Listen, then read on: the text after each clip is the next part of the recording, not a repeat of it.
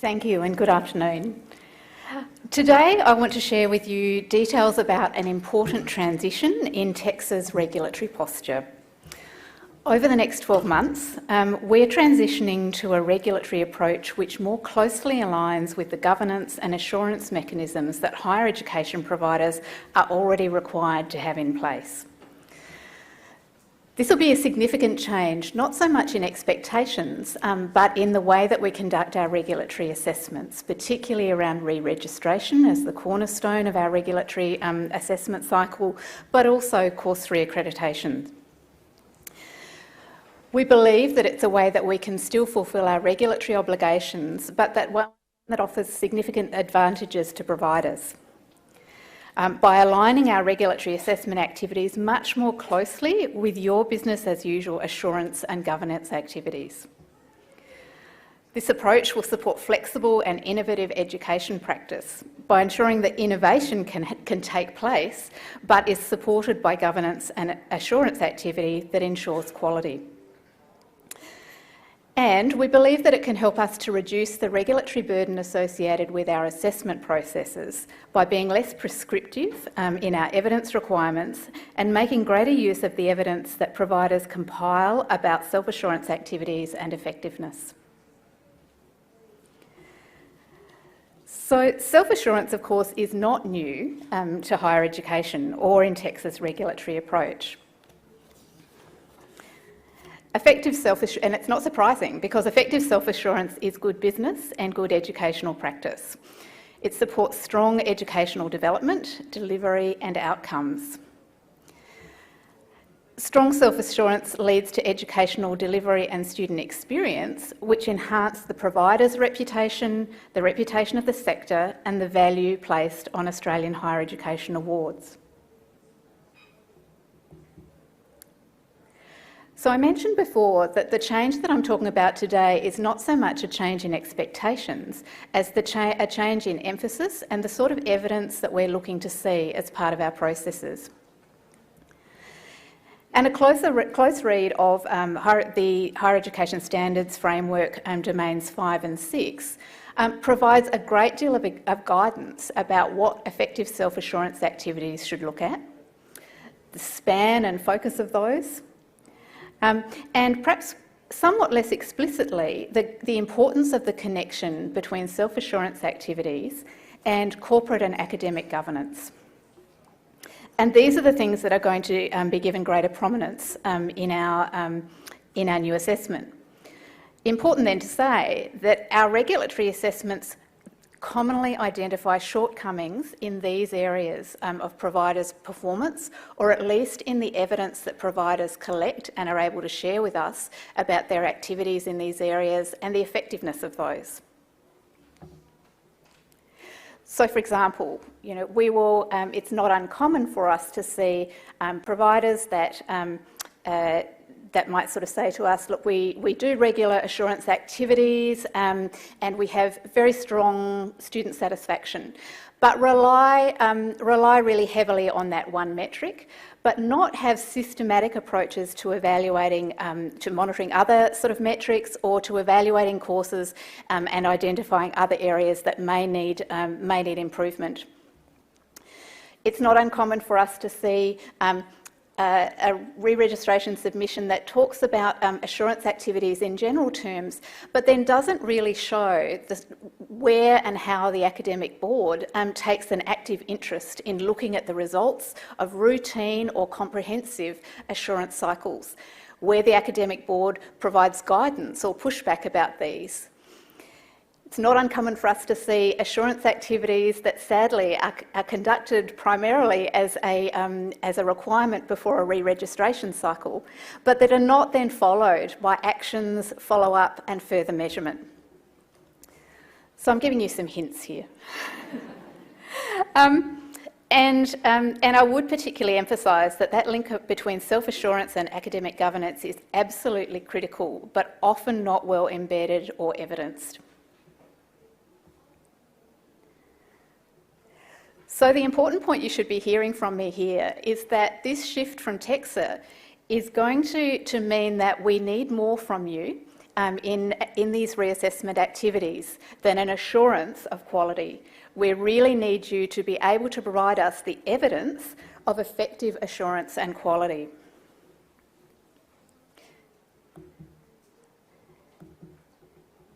Okay. Now, I've been doing regulation along with a whole bunch of other things for more than 30 years, which is a bit scary. But when I see an application of any sort in regulation that pretty much says, we do a great job, there's nothing to see here, my heart sinks. This is not good news, and it throws up many red flags for regulators.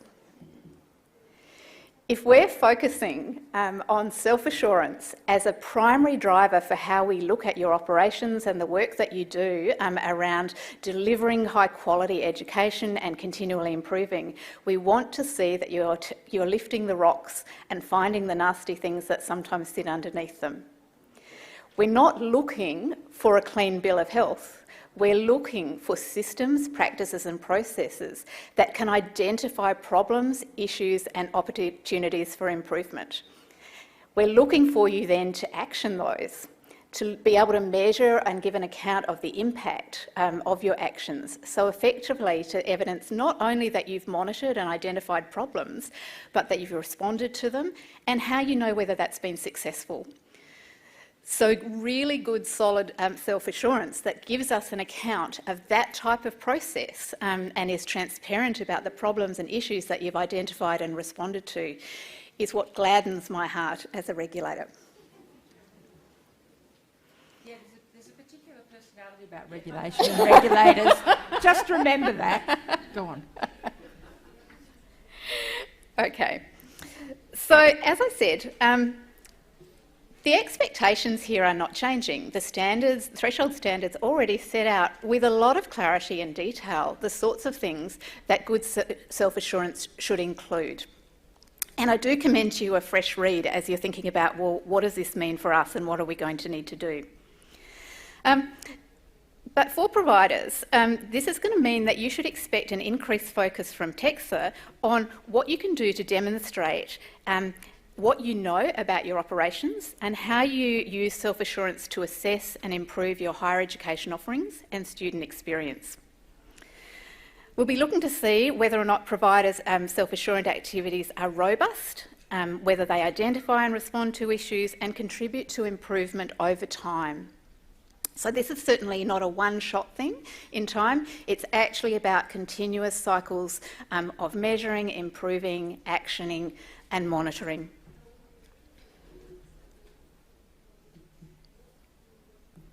It's almost as though my slides are a surprise to me as I'm going through them today. So where routines are well embedded, we expect you to be able to show us not just what you have done. So I guess the approach to regulation where it's enough to sort of say, look, we have these policies and procedures, is well known across many sectors to be ineffective. I come from a health regulation system where there was a notable case in recent years of a regional hospital that had just passed its national accreditation as a hospital almost immediately before there was announcement of a major systemic failing that had led to avoidable deaths of mothers and babies. Policies and procedures alone are not enough to ensure quality. So what we're really looking for is not only the systems that you've established and what you've done, but how you know it works and how you've documented and shown us in terms of the sort of evidence that you've collected and analysed and used yourselves, the records of discussions, the plans, the follow-up, the modifying of your plans. Those sorts of records that, and evidence that should be part of you doing business around self-assurance are the sorts of evidence that we want you to be able to reference in future regulatory assessments. So I guess you're all wondering what we're going to be expecting to see. There will be increasing expectations that you can show that you routinely monitor indicators of quality. So you collect data, you understand data and you respond to that. Now we know that that will look really different according to providers' level of maturity and also to the size and the sort of infrastructure and resources in providers. but relative to the type of organisation you have, the stage of your development. Every provider has quilt data. Every provider has the opportunity to survey students and to start to collect data. So it will be, how you use data in a way that is relevant and proportionate to your operations. We're looking to see self-assurance as a systemic activity. So represented not only in systems and processes, but drawing on a range of both quantitative metrics, but also qualitative data. And certainly it's well accepted across this and other sectors that self-assurance activities should not just be driven by the organisation and its own perspective. Engagement with students as key stakeholders will be really important in your assurance activities. Looking externally to your operations and effectively benchmarking or externally referencing your activities is really important to make sure that you're not just adopting an insular view of what is okay or what is quality. And we'll be looking for strong and active integration of self-assurance and academic governance. The other point that I would make, is really about maturity. So one of the things I've noticed in the months that I've been at TEQSA is that maturity is seen as something static. And I don't think that definition of maturity is really going to serve us well with this new focus on self-assurance, or this stronger focus on self-assurance. I would argue that maturity is dynamic. The fact that you are a university that has been established for decades and is very large doesn't necessarily mean that you will continue to maintain strong, robust, effective self-assurance. These things can change for a variety of reasons over time. It also is relative to stage of development. So an institute of higher education that has been running a very strong program in self-assurance might achieve a high level of maturity for the expectations of that type of an organisation. But should it wish to progress to another provider category, there'll be an expectation for self-assurance systems, processes to mature further. So it's very much we would encourage you to think of this as something dynamic and to present it to us in that way. So lastly, I just want to step through what this will mean to the changes in these key regulatory assessments, particularly around re-registration and course re-accreditation. Regulatory assessments will increasingly be driven by analysis and evidence of the effectiveness of providers' assurance and governance. Many of you will heave a sigh of relief when I say that we will increasingly move away from these very prescriptive tables of evidence requirements, and will focus much more as the first sort of path of evidence being your account as providers and your analysis of your self-assurance and governance, referencing the evidence that you can rely upon to demonstrate to us what you've done and how effective this has been. We expect that this will reflect differences in provider context, risk and responses. So, for example, the self-assurance program and activities of a provider that delivers most of its offering through third parties will look much more like a strong and continuing due diligence process than for a provider that develops and delivers most of its own offerings. But essentially what we want you to do is to be able to show us what you're doing, how you know it's working, and what evidence you can reference to show that change and improvement are occurring. Self-assurance is central to the threshold standards. However, this transition in our focus for our regulatory assessments will necessarily involve some lead time, both for TEQSA and providers, which is really why we want to give you the heads up about this today. This is not an immediate change. It won't be that next week our assessment forms and requirements switch overnight. But it is the start of a conversation and an opportunity for you to prepare for this transition. So I'm going to suggest that this is a really good time to go back to your organisations and critically reflect on your organisational assurance and academic governance. Consider how you know whether or not your self-assurance and improvement activities are successful and how you could evidence this. Put in place plans to mature your assurance systems, your actions and your outcomes, And these plans are also an important part of what you can show us, particularly around areas where you've identified there is work to be done in improving and managing your activities. Essentially, this shifts our assessment focus to what I think it should be. How do you know that you're a quality provider that is meeting and exceeding expectations? Thank you very much.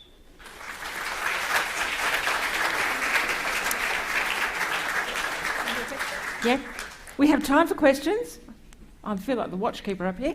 So we have time for questions. Anybody? Hands up. Yep, there's one up there.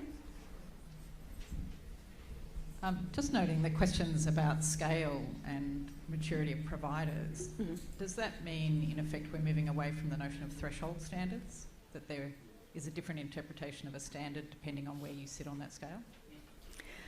Threshold standards, by definition, are always going to be the minimum standard that all providers should meet all of the time. I think at the moment there's a key gap around maturity of providers in terms of the consistency with which they're met, and in terms of how systematised both the activities and the evidence of those activities are. I guess that in saying that they are threshold standards, we recognise that in this business-driven model of education, providers won't want to settle just for operating at the threshold.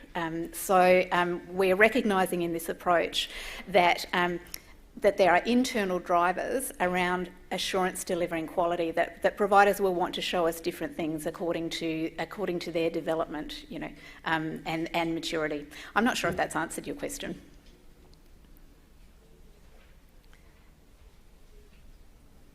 David.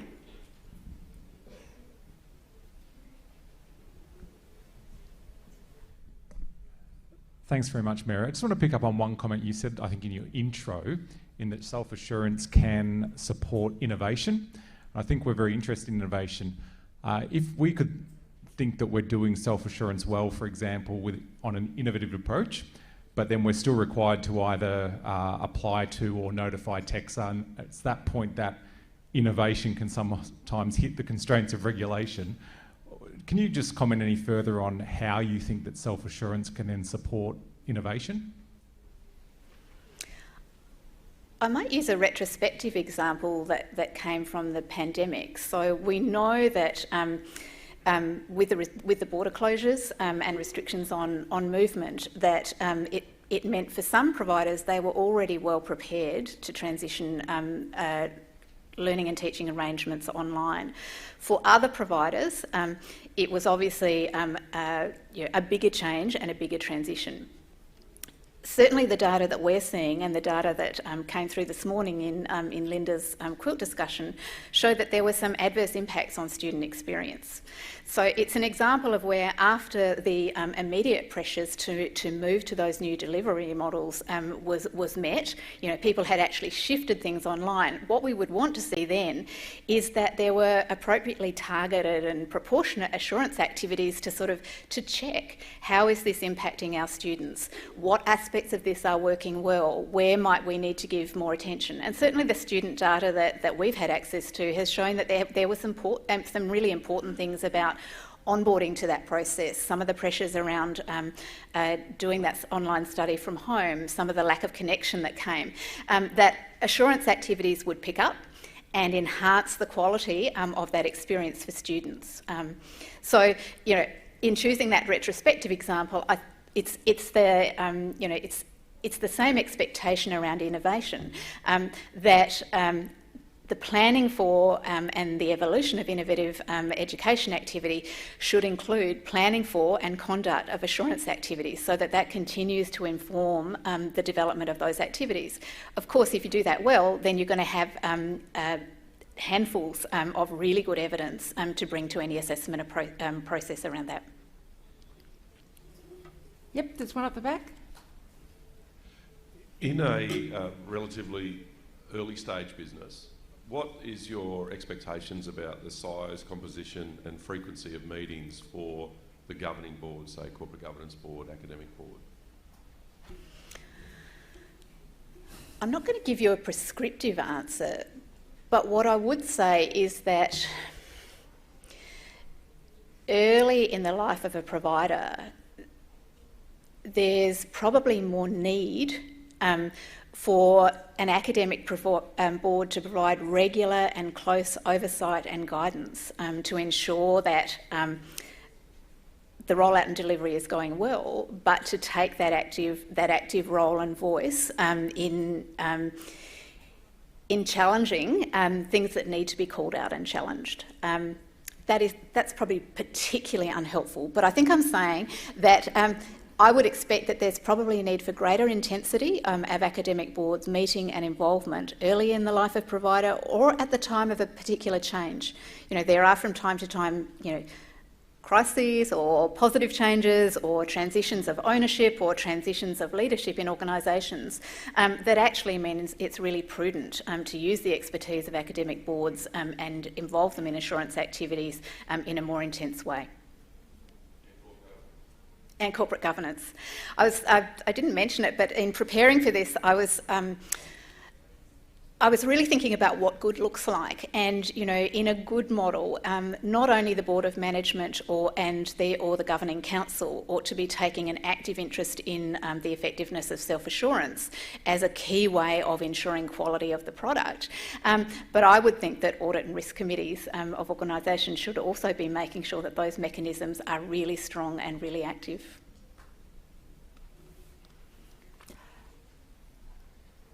No more questions? Oh, no, we've got one. Sorry. Very much hoping it's not a cost recovery question, because I'm passing it back to Alistair. No, it's not. I wouldn't be game. Ian Kimber, Academic Risk Management Associates.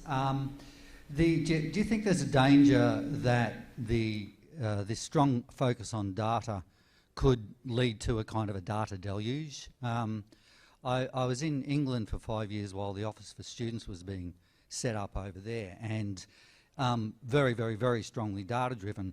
But one of the side effects of that, or not even side effect, direct impacts, is the sheer amount of data that institutions now have to collect, and often without really knowing why. And I do think that there is a danger. Would you agree with that? You're bursting to speak to that, aren't you? Hello, Ian.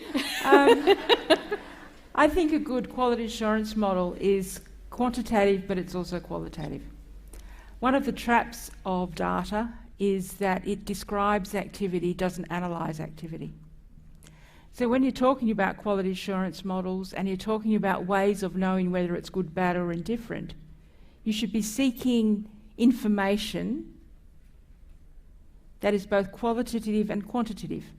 So yes, there's a whole lot of outcomes data, quilt data, performance data that you would get, but you would also be talking to your students. You would have focus groups, you would do surveys, you would have students on academic boards, on governance councils. There are a range of ways in which you would set up a quality assurance cycle, but the key thing is, and I know there's been a lot of conversation about data, because data is incredibly important, but it isn't the answer. And one of the things I've seen a lot over time is data as a description of something rather than informing the solution of something. So I would say that whenever you're thinking about a quality assurance cycle, you need to think about both the ways of understanding your performance that are both quantitative and qualitative. Oh, well, on that note... Thank you very much. Thank you, Mary.